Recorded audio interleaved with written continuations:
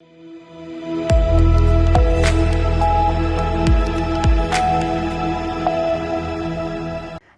बहुत स्वागत है आपका सी न्यूज भारत पर। मैं हूं आपके साथ इशिता तिवारी। खबरों का सिलसिला लगातार बना है सी न्यूज भारत पर। इस बीच शुरू करेंगे अहमदाबाद का। अहमदाबाद जोन 3 एलसीबी ने इंटरस्टेट मोबाइल चोरी गैंग के 2 सदस्यों रघु महतो और विक्रम महतो को लाखों रुपए मूल्य के 21 मोबाइल फोन के साथ गिरफ्तार किया। जानकारी के अनुसार ये गैंग गुजरात और अन्य राज्यों के शहरों में भीड़ का फायदा उठाकर मोबाइल फोन चोरी करता था और उन्हें ट्रेस ना किया जा सके, इसलिए चोरी किए गए फोन को सिल्वर फॉइल से ढकते थे। जांच के दौरान डीसीपी जोन 3 स्क्वाड को पता चला कि झारखंड का ये गैंग अहमदाबाद और अन्य शहरों में सक्रिय है और टेक्निकल एनालिसिस के आधार पर उन्हें पकड़कर कानून के हवाले किया गया।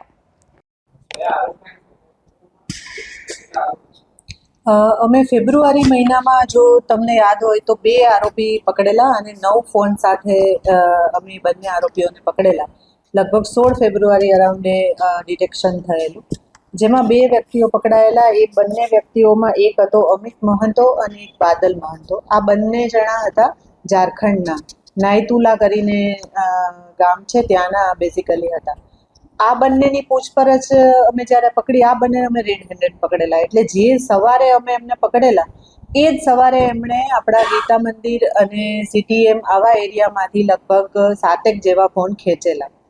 ખેંચવા એવો શબ્દ યુઝ કરે છે આ ગેંગના લોકો. અને એ વખતે એ લોકો ટોટલ 3 થી 4 જણા હતા. એટલે આ 2 સિવાયના બીજા 2 નાના ટેણિયા હતા. ટેણિયા એટલે એ લોકો નાના છોકરાઓને એટલા માટે યુઝ કરે છે કે નાના છોકરા જો ભીડભાડવાળા એરિયાની અંદર આસપાસ બી ફરતા હોય તો કોઈને જલ્દીથી એના પર ડાઉટ જતો નથી. આ છોકરાઓ ફોન ચોરી કરે જે વ્યક્તિ હોય એની જાણ બહાર, અને પછી આ જે બાદલ અને અમિત આ લોકો નજીકમાં ગોઠવાયેલા રહે અને આ છોકરાઓ ફોન ખેંચી અને એ લોકોને આપતા જાય. એ લોકો એક સ્પેશિયલ પ્રકારની બનિયાન પહેરતા હતા અંદર, કે જેમાં અલગ અલગ જગ્યાએ ફોન નાખી શકાય. એમ કરીને આ લોકો ફોન બધા ભેગા કરે. અને હાલ આપણે જે 2 આરોપીઓને પકડ્યા છે એ પૈકી એક રઘુ અને એક વિક્રમ છે. રઘુ છે એ આ અમિત મહતોનો બ્રધર છે. રઘુ બધાને ઓપરેટ કરીને અહીંયા લાવેલો હતો. લાસ્ટ ટાઈમ પણ એ જ લઈને આવેલો હતો, પણ જ્યારે લાસ્ટ ટાઈમ આપણે આ બંને જણને પકડ્યા ત્યારે પેલા લોકોને ખબર પડી ગયેલી અને એ વખતે એ લોકો જગ્યા ઉપરથી ભાગી ગયેલા.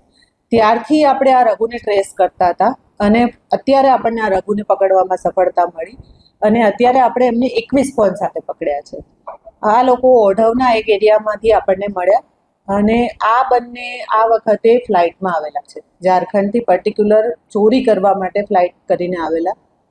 આ લોકોની સાથે હજી એક ટેણીઓ છે કે જે હજી ગુમ છે, એ હજી આપણને મળ્યો નથી. ઓમકાર કરીને એનું નામ છે. બેંગ્લોરમાં જે આઈપીએલ થઈ, જે અમદાવાદમાં 4 તારીખે આઈપીએલ થઈ, એની પહેલાં બેંગ્લોરમાં જે આઈપીએલ થઈ ચિન્નાસ્વામી સ્ટેડિયમમાં, એની બહારથી આપણે 2 ફોન લીધેલા હતા. અને આપણી જે 4 તારીખે આઈપીએલ થઈ ત્યારે પણ એમણે અહીંયાથી 2 ફોન લીધેલા છે. એ લોકો જ્યારે આવે છે ત્યારે આ રીતે મોટી માત્રામાં અલગ જગ્યાએથી ફોન ચોરી કરી પોતાના ગામ જતા રહે છે પાછા, અને ત્યાં જઈને એ લોકો વેચે છે. ઘણીવાર બોમ્બે જઈને પણ વેચે છે, સસ્તા ભાવે ફોન વેચી દે છે. ખૂબીની વાત એ છે કે આ લોકો જ્યારે ફોન સ્નેચ કરે છે કે ચોરી કરે છે કોઈ પણ જગ્યાએ, પછી એને સિલ્વર ફોઇલની અંદર બંધ કરીને ફોન મૂકી દે છે. એવું માને છે કે સિગ્નલ મળતા નથી એના કારણે, એટલે કોઈ ફોન ટ્રાય કરે તો કોઈનો ફોન લાગે નહીં અને લોકેશન ટ્રેસ થાય નહીં.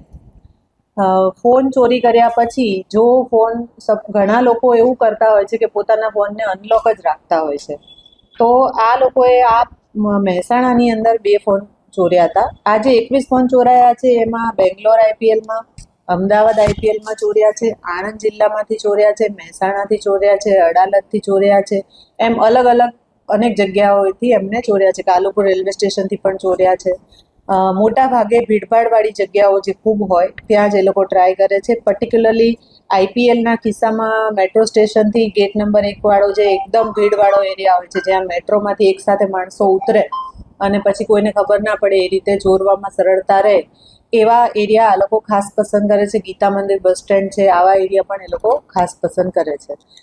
આવી ચોરી થઈ જાય અને મોટી માત્રામાં ફોન ભેગા થઈ જાય પછી જગ્યા છોડ દેવાની. જ્યાં સુધી ગુજરાતમાં પણ જ્યાં ફરવું હોય, જ્યાંથી ફોન કલેક્ટ કરવા હોય કરી લીધા પછી ભાગી જવાનું. મહેસાણામાંથી જે 2 ફોન ચોરી કર્યા એ ફોન અનલોક હતા, એટલે એમણે તરત જ એના પર ગૂગલ પેની એપ ડાઉનલોડ કરી અને કેમ કે સિમ અંદર હતું અને ફોન નંબર ચાલુ હતો એટલે એસએમએસથી ઓટીપી પણ તરત મળી જાય, એટલે એમણે સાયબર ક્રાઇમનો ઓફેન્સ પણ કરી લીધો. એમાંથી એમણે પૈસા પણ ટ્રાન્સફર કરીને લઈ લીધા જે તે વ્યક્તિના અકાઉન્ટમાંથી. આ પ્રકારની આ ગેંગ છે. અને અત્યારે જે આપણે આના આધારે જે ઓફેન્સ રજીસ્ટર કર્યા છે એ ટોટલ 12 ઓફેન્સ રજીસ્ટર કર્યા છે. 8 થી 9 ફોન એવા છે કે જે ફોન હજી એકદમ સદંતર લોક કન્ડિશનમાં છે, જેમાં એના ઓનરની ખબર હાલ પડી રહી નથી, એટલે એના ઓફેન્સ રજીસ્ટર કરવાની પ્રક્રિયા ચાલુ છે. હાલ જે રજીસ્ટર કર્યા છે એમાં Chandkheda, Mehsana, Adalaj, Anand town, satellite police station, Bangalore city, Karnataka, Kalupur railway station, આવા અલગ જગ્યાના ફોન આ લોકોએ ચોરી કરેલા છે. નાની અમાઉન્ટ છે, 4-5 હજાર જેવી જ અમાઉન્ટ છે, પણ બંનેના ફોનમાંથી ટ્રાન્સફર કર્યા છે.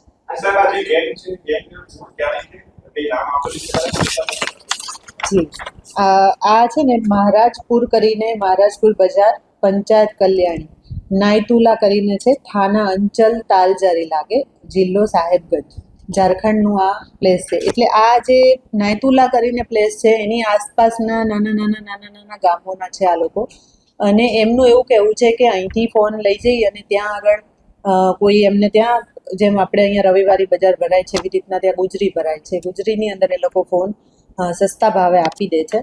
આપણને ટ્રેસ એટલા માટે નથી થતા કારણ કે એ લોકો એની અંદર કોઈ સિમ નથી ચડાવતા. જે ફોન રેડી અવેલેબલ વેચાઈ જાય છે કોઈને અને એમાં સિમ ચડે છે તો આપણને કદાચ એ ફોન મળવાની શક્યતા રહે, પણ એના પાર્ટ જુદા કરી અને વેચી દે છે, એટલા માટે એ ફોન ઇઝીલી ટ્રેસ થતા નથી.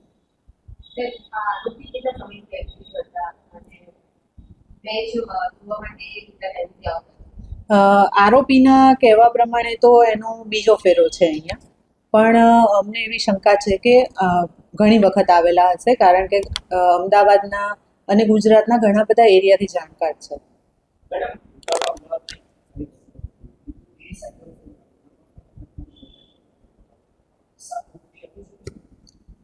અત્યારે 2 ઓફેન્સ જે સાયબરના મેં આપને કીધું એમ કે ઓટીપીથી એ લોકો કરી લેતા હતા, પણ એના માટે ફોન અનલોક હોવા જોઈએ, એવા 2 કિસ્સા આપણને મળ્યા છે અત્યારે. ના, એવું નથી, ના એવું નથી મળ્યું. એ લોકો જે પેલું મેં કીધું ને કે ગુજરી ભરાય એની અંદર પેલા મજૂર જેવા લોકો આવતા હોય, તો જો ફોન ખુલતા હોય ઇઝી વેમાં ખુલી ગયા તો ઓકે, નથી ખુલતા તો એના અલગ પાર્ટ ત્યાં જે શોપ છે ત્યાં આગળ વેચાઈ જાય છે. શું લઈને આવતા? ટ્રેનિંગ નહીં, ના. 2 છોકરાઓ છે નાના, એમના વર્ણન પ્રમાણે નાની હાઈટના છોકરાઓ છે. એ છોકરાઓને સિમ્પલ શીખવાડ્યું છે, જેમ કે કોઈ એક બસ આવે છે અને 25-30 જણને એક સાથે ચડવું છે એટલે માણસનું ચડવામાં જ ધ્યાન.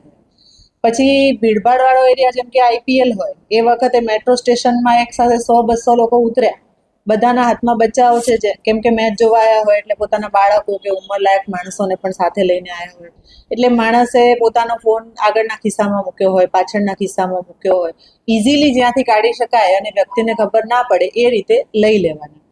બીજું કે 3 લેયર રાખે છે. એક ચોરનાર વ્યક્તિ છે જે ફોન ખેંચે છે, એ એક એની નજીક વ્યક્તિ ઊભો રહે છે એને આપી દે છે, અને એ પાછો એનથી દૂર 100 મીટર 200 મીટર દૂર વ્યક્તિ બેઠેલી છે એને આપી દે છે. એટલે કદાચ આપણને એવી ખબર પડી જાય કે આ ટેણીયાએ જ ફોન લીધો છે, પણ તમે એને સર્ચ કરો તો તમને ફોન મળે નહીં.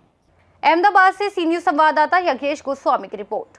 फिलहाल के लिए इस रिपोर्ट में बस इतना ही। देश और दुनिया की तमाम बड़ी खबरों को जानने के लिए आप बने रहिए सी न्यूज भारत के साथ।